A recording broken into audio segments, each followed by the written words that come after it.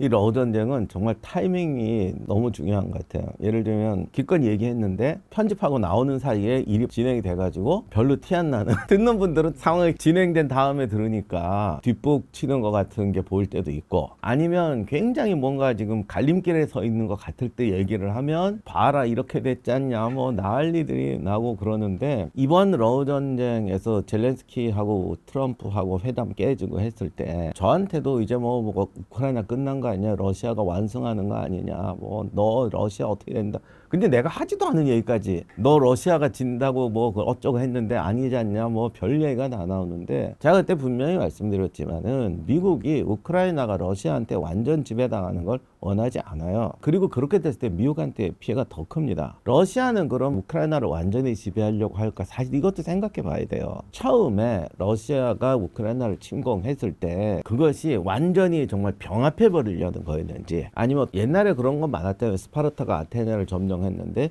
친스파르타 정권을 세우고 본국으로 돌아가죠.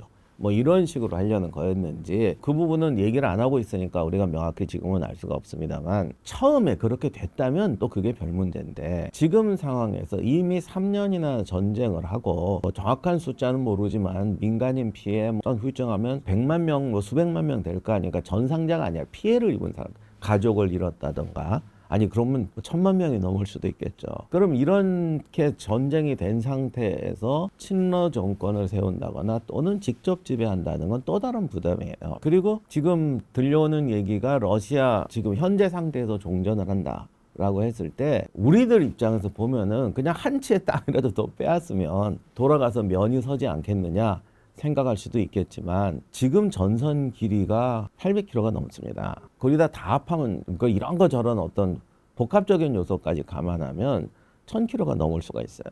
2차 세계대전 때 소련군이 북쪽 쿠르스크 전선, 지금의 그 드네프르강 동쪽 라인 하는데 두세 번 정도 작전하면서 300만, 한 지역 작전구에 300만씩 투입을 했습니다. 그러면 이 땅을 유지하고 관리하기 위해서는 아무리 시대가 바뀌었다고 하더라도 300만까지 필요 없겠지만 얼마나 많은 비용과 군사비가 필요하겠냐고요.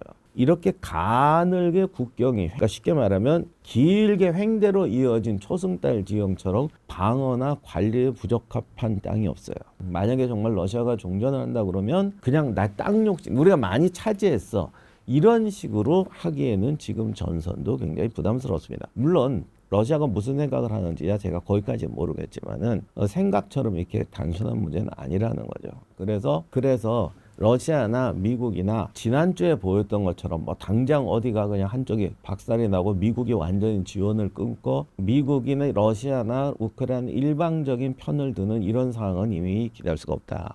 그리고 미국도 러시아가 우크라이나를 완전히 지배하게 되면 너무나 부담스럽고, 아무리 트럼프가 뭐 유럽이고 내 맘대로 한다, 미국 제일주의다 이렇게 말을 해도 그렇게 하는 행동이 미국 제일주의가 아닌 거죠. 미국의 이해를 침범하는 거죠. 예를 들면 뭐 유럽한테 큰 소리 치고, 어제도 뭐 그럼 우리 관세 더 올려 이런 파워 게임을 막 해요. 미국인들 입장에서 보면 기분 좋겠죠. 뭐 자기 나라가 힘쓰니까. 그러면 그게 미국 제일이고 우선주의냐? 그렇게 했다가 뒤에 가면은 탈이 더 나요. 지금은 힘 자랑할 때야 좋지. 그랬다가 나중에 탈이 더 나니까 미국 제일주의도 아닌 거야. 단지 미국 대중들의, 그 대중 중에서도 몇 퍼센트인지는 모르겠지만 지금 걱정하는 사람도 많잖아. 어떤 사람들에게 그냥 감정적인 선언을 하는 건데, 그런 것들을 장기적으로 끌고 나갈 정도로 트럼프가 바보는 아닙니다. 그렇기 때문에 지난주만 해도 저한테도 공격이 엄청 들어왔어요. 봐라 이제 곧 끝나지 않습니까? 무기 끊지 않습니까? 아니 끊어봤자 이게 완전히 정복당하게 안 한다니까 라고 하는데, 뭐 이제 그만 포기하시죠. 뭐 별소리를 다 하는데, 아니 내가 뭘 포기를 해. 포기하고 말 게 있어. 보이는 현상에 대해서 이야기하고 있는 것 뿐인데. 근데 이제 또 요 방송 나갈 쯤 때면은 이제 또 우크라이나는 좀 약간 이제 트럼프한테 좀 맡겼고, 미국과 이제 러시아의 줄다리기가 문제가 되는 상황이 되고 있을 것 같아요. 그런데 또 이렇게 되니까 이제 그럼 금방 종전하지 않겠습니까? 라고 생각하실 수가 있는데, 일단 1단계 젤렌스키하고 광물 협정 맺고 유럽한테 이제 협박하고 할 때는 트럼프의 목표가 사실은 4개인데 그냥 3개만 할게요. 첫째는 일단 유럽이 나토 스스로 국방을 강화해야 된다. 이게 정치 지도자의 의지만 갖고 되는 게 아니고 국민들이 따라줘야 돼. 그러니까 거기에 대한 위기감을 조성시켜서 난 더 이상 빠진다. 진짜로 뺀다. 뭐 심지어 뭐 독일에는 군대 뺀다. 나는 한다면 하는 사람이야. 이래서 유럽 국민들이 국방이란 문제가 발등에 떨어진 불이 되도록 만들자고 하는 게 이제 트럼프의 작전이에요. 물론 이게 너무 세게 나가면 나중에 미국한테도 장기적으로 안 좋아요. 왜냐하면 지금 유럽이 미국한테 고분고분한 거는 사실 국방을 책임져 주고 있기 때문에 단순히 주먹으로 패는 게 아니라 그냥 간단히 말하면 돈을 해주는 거지. 이게 나토 방의 절반을 미국이 절반 이상이 질러보면 해주고 있으니까 그 덕을 보니까 돈 받고 참는 거 비슷한 거예요. 따지고 보면. 근데 유럽이 고생해서 허리띠 쫄라면서 군비 확충하면 그 다음도 미국한테 그렇게 호락호락 말 들어주나 그런 면도 있다는 거죠. 그래서 지금 유럽도 분위기가 안 좋긴 합니다만 아무튼 트럼프 입장에서는 나토 정상이 아니라 국가적으로 국민에게 충격을 줘서 나토가 재무장으로 만들겠다라는 게 1차적인 목표예요. 두 번째는 우크라이나를 죽을 지경으로 만들거나 러시아에 병합시켜서는 안 되는 거죠. 그러면 러시아에게 뭔가를 줘야 종전이 되는데 일단은 젤렌스키한테는 협박을 해서 무기도 빼고 막 니들이 우리렇게 하는 거지 니들이 힘으로 전쟁하는 거냐 그래서 일단 우크라이나를 굴복시키는 데 성공했어요. 그래서 이제 종전을 자기 협상 주도권으로 끌고 나가려고 하죠. 유럽도 배제하고 그냥 자기가 하겠다 지금 이렇게 나오고 있죠. 여기도 뭐 두 번째 성공했어.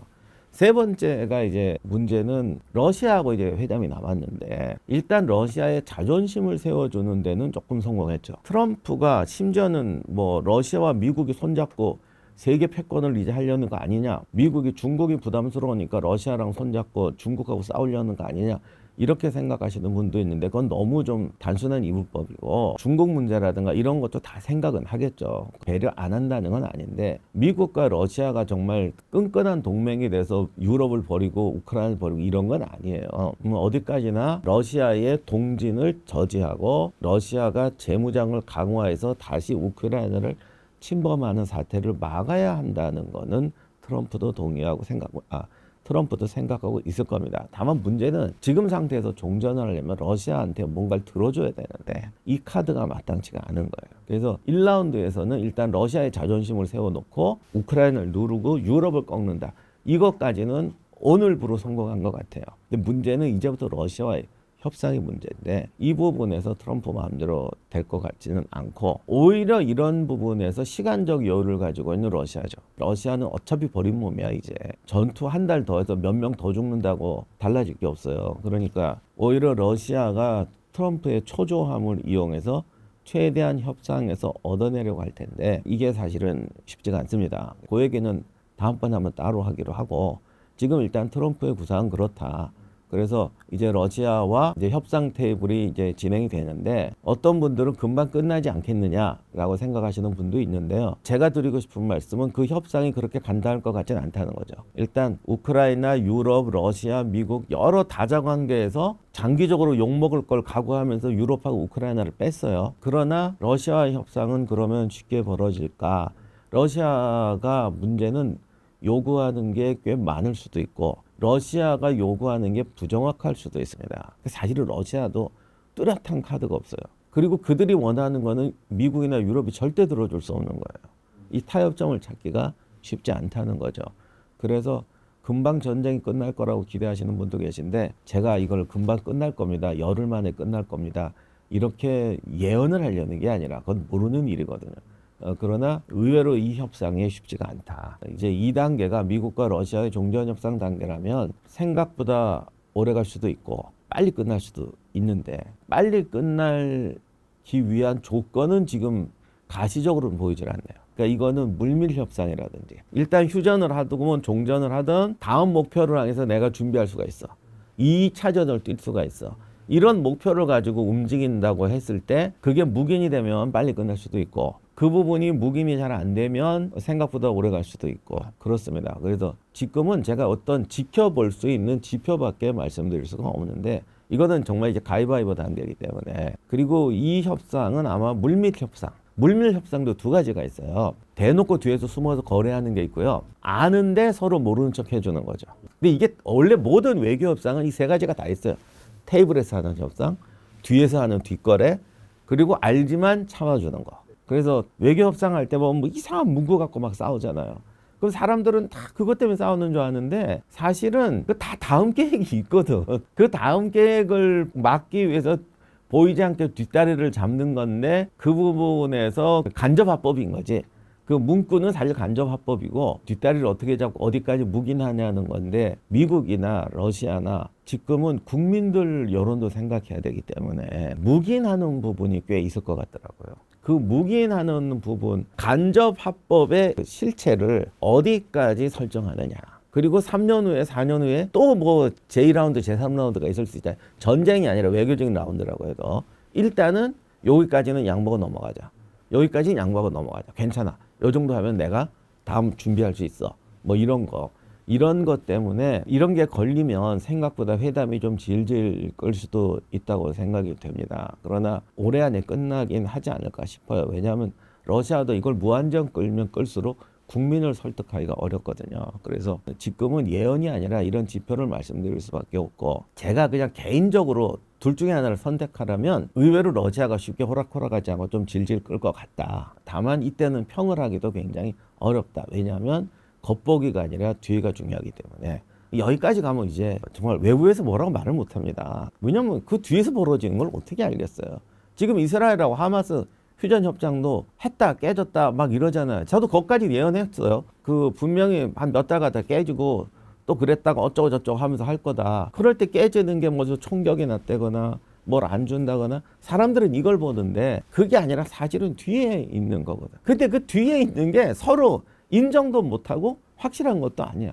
하마스는 하마스대로 자기 영역 확보하려고 그럴 거고 이스라엘은 이스라엘대로 이제 팔레스타인 세력을 좀 누르고 예루살렘 천도하고 이스라엘 영역을 확장하고 싶은데 이거를 시행할 방법은 마땅치가 않는 거예요. 뭘 해도 세계에서 욕할 것이고 팔레스타인은 저항할 것이고 저항하면 이스라엘은 또 뭐 학살극을 하든 참극을 벌이든 이런 사태가 벌어질 것이고 그러니까 이게 사실 답이 없는 상황에서 그래도 앞으로 나가야 되니까 이렇고 저렇게 하니까 이게 옆에서 봐서는 뭐 내일 당장 휴전해 이거 참아 쟤들 석방해 물자 줘 이거는 표면적인 이유란 말이죠. 그 내부에서는 그들 스스로도 정체성이 부족하기 때문에 이게 지지부진하고 겉에서는 그런 문제로 계속 싸우게 되는데 2년 3년을 끌지 않겠습니다만 24시간 아니면 러시아와 이제 나왔으면 그냥 딱 찍고 끝나냐 이렇게 되기는 좀 힘들지 않을까라고 생각을 합니다. 다만 얼마나 걸릴지 어떻게 될지는 모르겠어요. 그리고 정말 이것도 어려운 문제인데 2달 끌면은 짧은 건지 6개월 끌면 긴 건지 저도 명확한 기준은 못 하겠습니다만 트럼프와 푸틴이 협상 테이블에